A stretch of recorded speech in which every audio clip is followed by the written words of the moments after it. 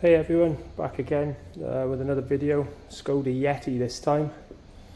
As we're well into the winter months, we have yet again another heater blower fault to look at.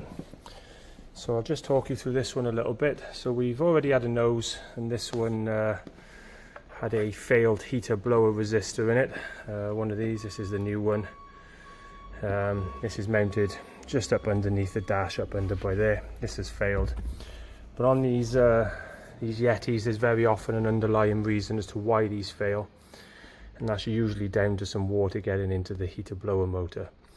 So the heater blower motor is mounted behind the glove box, so I'll show you where we get that out, and also how we remove this fiddly glove box button there so you don't break it taking it off.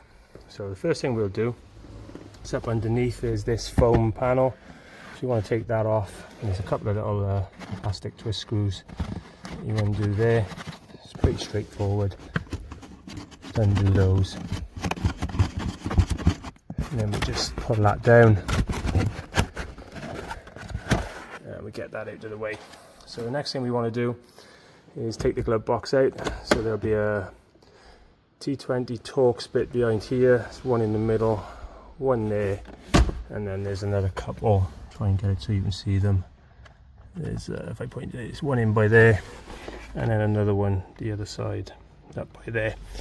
So we'll get those out first, and then get the top ones out, and then we'll get the glove box removed. So I'll just get that done in a second.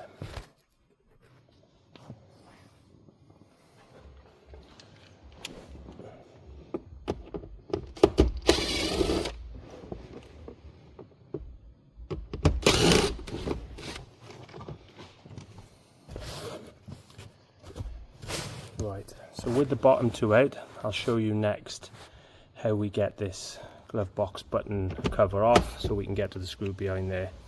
So it's a little bit fiddly this, but you need a flathead screwdriver, a little one, and just up under on this side there's like a cutout.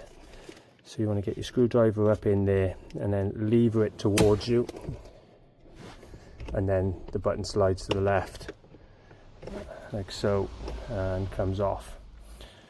And what you'll see is when you put your screwdriver up through, now it's off, you can see it, we end up levering this piece in by there, which then allows it to slide across, and then we can gain access to the torque bit.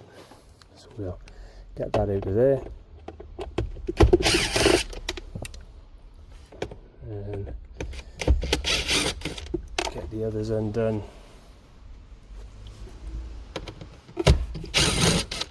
So, and then the unit should just pull towards us. So we've got that down. I'll get the camera a bit closer so you can see. So then all we need to do is take off our aircon pipe, our light, and the airbag switch connector. If you keep the ignition off when you unplug this airbag switch connector, then you shouldn't trigger an airbag light after you've put it back together. So I'll just get those removed. Pretty straightforward. The clip on the airbag, I'll try and get that in, is just on the inside, the greeny bluey colour bit that slides towards the wiring, and then the unit should come off.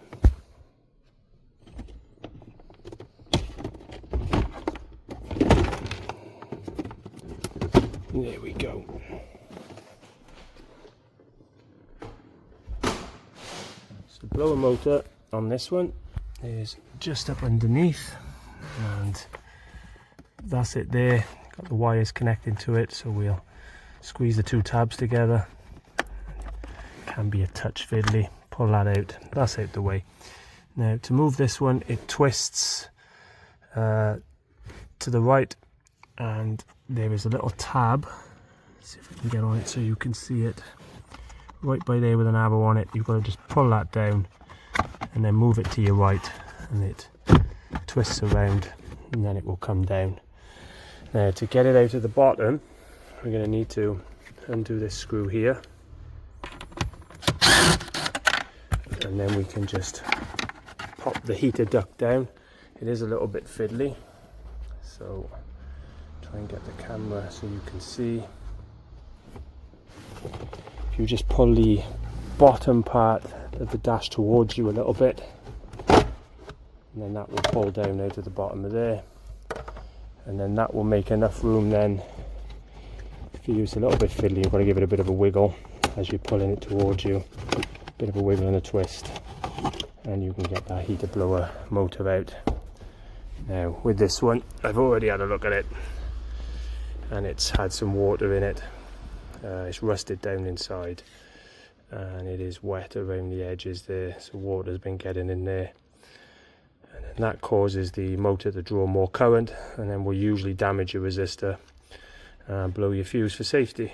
So the water comes in through the scuttle panel on the top. I haven't taken that apart yet, but it's usually the drain down ducts that are blocked. So this vehicle will be coming back in for us to deal with that fault. So I'll make another video once we get the video back in of how we've cleaned the ducts out, and then we'll fit it with a new blower motor, new speed resistor, and then customer's good to go. Thanks for watching. Okay, so change of plan on this Skoda Yeti that we've been looking at with the heater blowers. I was going to do 2 videos separately, but I decided to roll them all into one, just makes it easier so you can see it from start to finish. So we've got it back in, and what we want to do now is determine the cause of the leak of the water into the heater blower motor. So first thing we're going to need to do is take this scuttle panel off, which runs all the way along under the wipers. So we'll get that off next, and then we'll have a little look inside and see what's going on. So the first thing you'll want to do is remove the caps off the wiper bolts, nuts even rather. So they'll come off next. They're pretty straightforward, just a little indentation by there. You can get a little screwdriver in there. That one just flew off, so I'll grab that one in a minute. And the same for the other one. It's pretty easy. This one's on there a little bit better. Let's just give it a little wiggle and you can see it move up. And I'll collect that one again as well. This is a 13mm nut on each of these, so that'll be the next thing you want to get off. So we'll get those removed next, and then we'll get the wiper arms off. Okay, so the nuts are off. Sometimes these wiper arms can be particularly difficult to get off, depending on your luck really.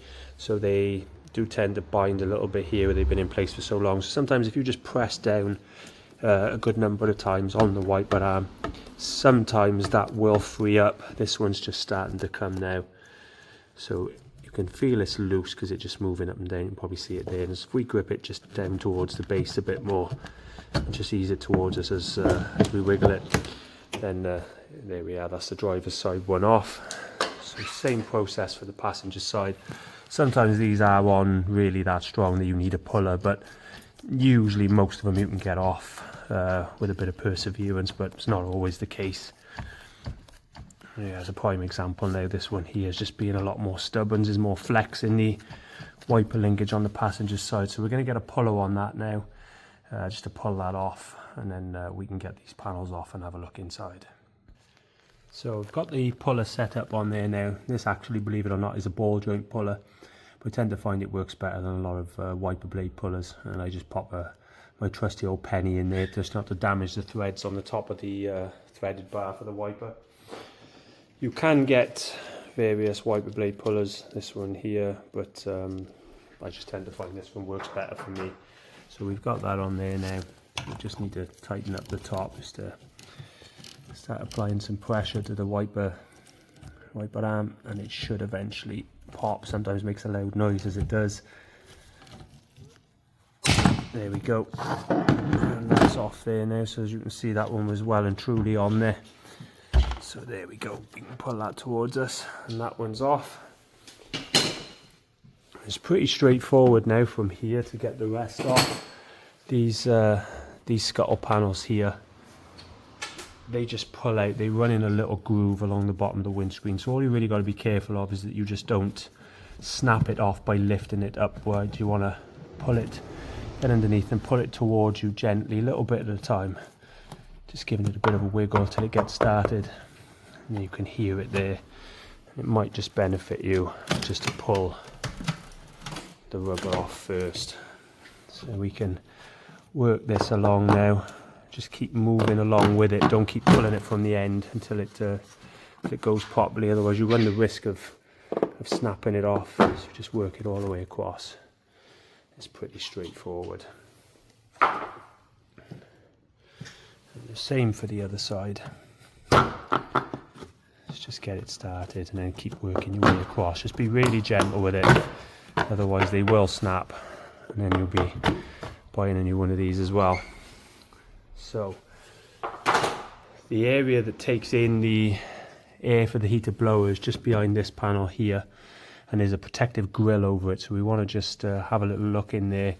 So we'll start by taking this off. There's a couple of Torx bits, one there, and then a bit of fiddling, and that will come out. So I'll get that off next, and then we'll have a look at the grill covering the blower motor. Okay, so we've got that plastic panel piece out of there now. Now, although the drain downs are not blocked on these, what I tend to find with quite a few of these is water does manage to get up close to this unit, and depending on whether it's parked uphill or downhill, it gets close to this grill. And there's a foam seal underneath it, and I've taken a few of these off various Skodas now, and you tend to find that the seal is gone on the bottom. The water manages to seep under. Now, it's not a massive amount that's going to fill the footwell up, but what it does is it does manage to seep little bits into the heater blower motor over time, and then eventually just, you know, causes corrosion inside, and then the heater blower starts to draw a lot more current than what it's designed to draw, and then it either blows the speed resistor or the fuse is next to go, and it'll just carry on like that. So we'll get this removed now, and I'll show you the seal underneath, but then we'll order one of these up. They're not expensive, they're under £30 to order, and we'll fit a new one of these on, and then we'll just renew the heater blower motor and the resistor at the same time then. And then that should be this one sorted. But I'll get this off now. It's held on by 3 nuts. There's one just up under there. There's another one in the middle there, and then another one on the other side, as you can see just by there. It's got the horn sat over it. So we'll get that out next, and then I'll show you what that looks like underneath. So there we go, one protective grill off, and in the bottom corner it's quite wet, and it's wet under the seal on the bottom side there. When I take these off and I dig the seal bit up, you can see the water's managing to get over, and also rather under the seal and then in. And then, as I say, depending on the orientation, little bits of it sometimes manage to just get up into that blower motor. You can see it's quite rusty anyway from the elements.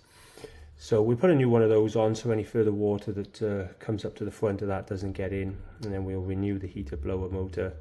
Renew the resistor. I've already shown you how that comes off in a previous part of this video, so it'll just be the simple case of popping it back in reverse order, and then fitting a new fuse in, and away to go, and blowers will be back working, and hopefully there'll be no further problems.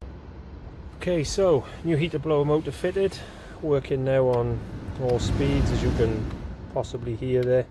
We popped the new fuse in. I'll just show you where that is as well. So that is in the driver's side fuse box in the passenger compartment, position 5, which is 5 up from the bottom on this side, 30 amp there. Some of these were fitted with a 40 amp fuse depending on the year of manufacture and the type of aircon panel you had in there, so only replace it with what's already in there. Don't be tempted to put a bigger fuse in, otherwise it is likely to cause damage or catch fire, or both. So yeah, we'll put this one on test for a little bit now, as long as all's well and we get no further issues, and we'll get that glove box back in, get rid of the old blower motor, and then this one will be good to go back to the customer. If you need any extra help, tips, advice, feel free to leave me a message in the comments, and I'll get back to you. And if you'd like to see more content like this going forward, then just hit the subscribe button, as we've got more videos lined up ready to post. Thanks for watching, guys.